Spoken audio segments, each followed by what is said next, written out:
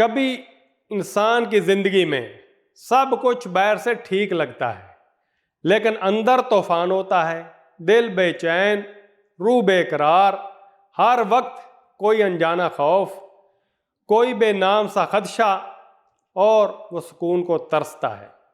یہ وہ کیفیت ہے جب ہدایت چھن چکی ہو اور دل بے نور ہو چکا ہو، تب دنیا کا ہر منظر عذاب جیسا لگنے لگتا ہے اور ہر آواز ڈر بن کر دل پر گرتی ہے۔ پھر ایسا موقع آتا ہے جب رب کا کلام اندر کے ہولناکی کو ایک مثال میں سمیٹ دیتا ہے۔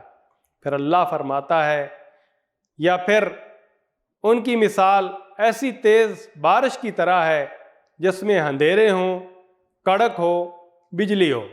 وہ موت کے ڈر سے اپنی انگلیاں کانوں میں ڈال لیتے ہیں۔ اللہ ان منکرین حق کو ہر طرف سے گھیرے میں لیے ہوئے ہے۔ سورہ بقرہ آیت 19۔ یہ آیت دکھاتی ہے کہ جب دل ایمان سے خالی ہو تو ہر آزمائش عذاب بن جاتی ہے اور ہر آہٹ قیامت لگتی ہے۔ یہ آیت سمجھاتی ہے کہ ایمان صرف سکون نہیں، یہ اندر کی پناہ بھی ہے جو طوفان میں بھی دل کو تھامے رکھتی ہے۔